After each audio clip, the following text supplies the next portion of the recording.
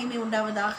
இந்த புதிய நாளை தேவனுடைய கரத்திலிருந்து நாம் ஒவ்வொருவரும் பெற்று நாமும் தேவனும் நாமமாய் இன்றைக்கு செய்ய வேண்டிய காரியங்களை ஜெயமாய் பரிசுத்த ஆவியானவருடைய வழிநடத்துதலோடு கூட அவருடைய ஆளுகை ராஜ்யம் வழிநடத்தலுக்குள்ளாக இருக்கிற நம்மோடு இருக்கிற பரிசுத்த ஆவியானவராலே நாம் தொடர்ந்து இந்த நாளிலே செய்ய வேண்டிய எல்லா காரியங்களிலும் நாம் செய்வதெல்லாம் வாய்க்கும்படியாய் கர்த்தரோடு கூட இருந்து நாம் காரியங்களை நடப்பித்து எல்லா காரியங்களிலும் ஜெயத்தை பெற்று மகிழும்படியாய் இந்த நாளை தந்த தேவாதி தேவன் கர்த்தாதி கர்த்தர் ராஜாதி ராஜாவுக்கு இருதயத்தின் ஆழத்திலிருந்து நன்றிகளை செலுத்தி இந்த சத்தத்தை கேட்கிறவங்கள் ஒவ்வொருவரையும் பிதா குமாரன் பரிசுத்தாவின் நாமத்தினாலே ஆசீர்வதித்து வாழ்த்துகிறேன்.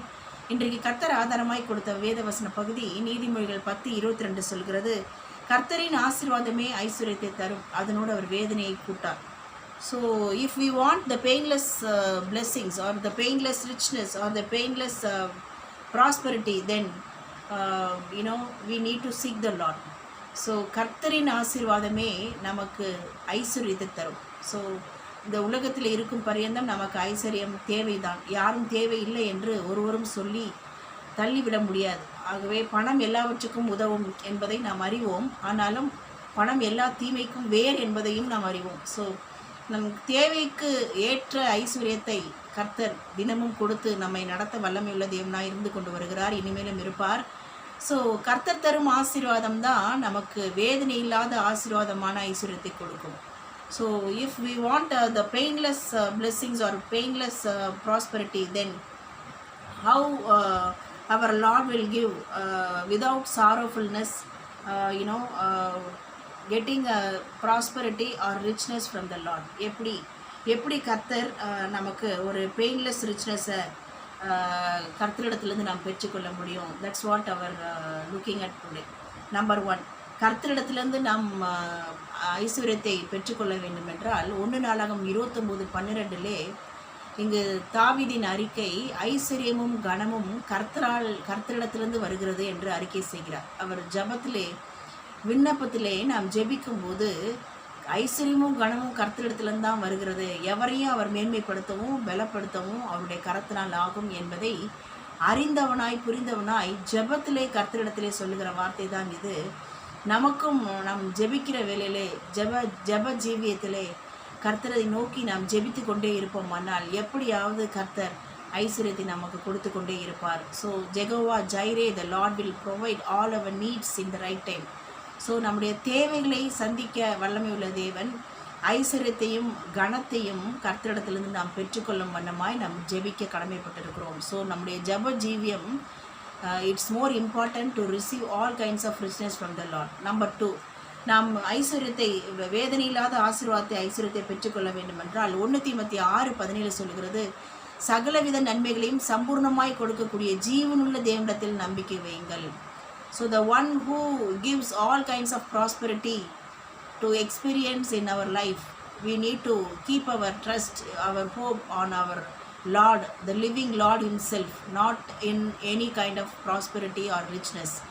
ஸோ எந்த ஐஸ்வர்யத்தின் மேலும் நாம் நம்பிக்கை வச்சிடக்கூடாது, பணத்தின் மேலே நம்பிக்கை வச்சிடக்கூடாது. Instead we should keep our hope on the living Lord who is the provider of all the richness as long as we live in this world. நம்ம இந்த பூமியில் இருக்க பரிந்த நமக்கு ஐஸ்வர்யத்தை கொடுக்க வல்லமையுள்ள ஜீவனுள்ள தேவனிடத்திலே நம்ம என்ன பண்ணணும், நம்பிக்கை வைத்திருக்கணும். ஸோ ஜெபிக்கிறது மாத்திரமல்ல, நம்மளுடைய நம்பிக்கை எப்போதும் திரியேக தேவன் சகல ஆசீர்வாதங்களுக்கும் ஊற்றுக்காரனராகிய கர்த்தரையே நம்பி நாம் ஜீவிக்கணும். அப்படி இருப்போமானால் சகலவித நன்மைகளையும் சம்பூர்ணமாய் நமக்கு அபண்டன்ஸ் பிளெஸ்ஸிங்காக கொடுத்து கொண்டே இருப்பார். நாம் தொடர்ந்து நம்முடைய காரியங்களை நாம் கரெக்டாக இருக்கும்போது கர்த்தர் கண்டிப்பாக அவர் கொடுத்து கொண்டே இருக்கிற ஒரு ஐஸ்வர்யத்தின் சம்பன்னர் அவர். ஆகவே சகலவித ஆசீர்வாதங்களையும் சம்பூர்ணமாய் கொடுப்பார், குறைவாக அல்ல, சம்பூர்ணமாய் மீதம் எடுத்து வைக்கத்தக்க அளவுக்கு, மற்றவர்களுக்கு கொடுக்கத்தக்க அளவுக்கு ஐஸ்வர்யத்தை சம்பூர்ணமாய் கொடுத்து கொண்டே இருப்பார். நம்பர் 3, நாம் தொடர்ந்து ஐஸ்வர்யத்தை கர்த்தரிடத்திலிருந்து ஆசீர்வாதத்தை பெற்றுக்கொள்ள வேண்டும் என்றால் எப்படியெல்லாம் நாம் இருக்க வேண்டும் என்று பார்ப்போமானால் நீதிமொழிகள் 22:4 சொல்கிறது, த ரிவார்ட்ஸ் ஆஃப் ஹியூமிலிட்டி, அதாவது தாழ்மைக்கும் கர்த்தருக்கு பயப்படுகிற பயத்திற்கும் வரும் பலன் ஐஸ்வர்யமும் கனமும் மகிமையுமாம். So the rewards of our humility and fear for the lord is nothing but life, and prosperity, and also we are getting a honor from the Lord. So கர்த்தருடைய நாம மகிமைப்படும்படியாய் ஜீவனும் ஐஸ்வர்யமும் மகிமையும் நாம் தாழ்மையாய் கர்த்தருடைய நோக்கி நாம் ஜெபிக்கிற வேலையெல்லாம், நம்மை தாழ்த்தும் போதெல்லாம் கர்த்தர் நம் தாழ்மையுள்ளவனுக்கு கிருபை அளிக்கிற தேவன், தாழ்மையுள்ளவனை உயர்ந்த அடைக்கலத்தில் வைக்க வல்லமையுள்ள தேவன், தாழ்மையுள்ளவனை உயர்த்துகிற தேவன். எவன் தன்னை தாழ்த்துகிறானோ அவனே பெரியவனாய் இருப்பான் என்று சொன்னவர்.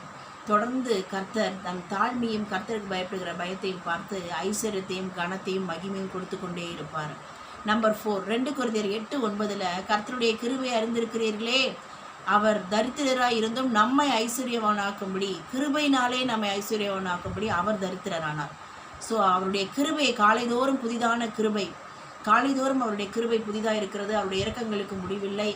ஆகவே அந்த புதிய புதிய கிருபைகளை காலைதோறும் நாம் கர்த்தருடைய சமூகத்திலே பிரசனத்திலே சம்பாதிக்க அவருடைய கிருபை நம்மை ஐஸ்வர்யவானாய் நம்முடைய ஆசீர்வாதத்தை பெருக்கி கொண்டே இருக்கிறதாய் செயல்பட்டு கொண்டிருக்கிறது. நம்பர் 5, லாஸ்ட் ஒன் என்ன என்று பார்ப்போமானால், உபாகமம் 28:1, உபாகமம் 28:12 2 வார்த்தையும் கோரிலேட் பண்ணி பார்ப்போமானால், தேவனுடைய சத்தமாகிய வேத வசனத்துக்கு செவி கொடுப்போமானால் பூமியின் சகல ஜாதிகளிலும் நம்மை மேன்மையாக வைப்பார் என்று ஒன்று சொல்லுகிறது. ஸோ வேத வசனத்தின் சத்தத்திற்கு நாம் கீழ்ப்படிந்து நடக்க, செவி கொடுக்க, அதை வாழ்க்கையில் எல்லா எல்லைகளும் அப்ளை பண்ண, ப்ராக்டிஸ் பண்ண, தென் we will be a head all over the nations. So எல்லா ஜாதிகளும் மேலே சகல ஜாதிகளும் நம்மை மேன்மையாக வைப்பாராம். நாட் ஓன்லி தட், அவர் வானத்தின் பொக்கிஷசாலையாகிய வானத்தை திறந்து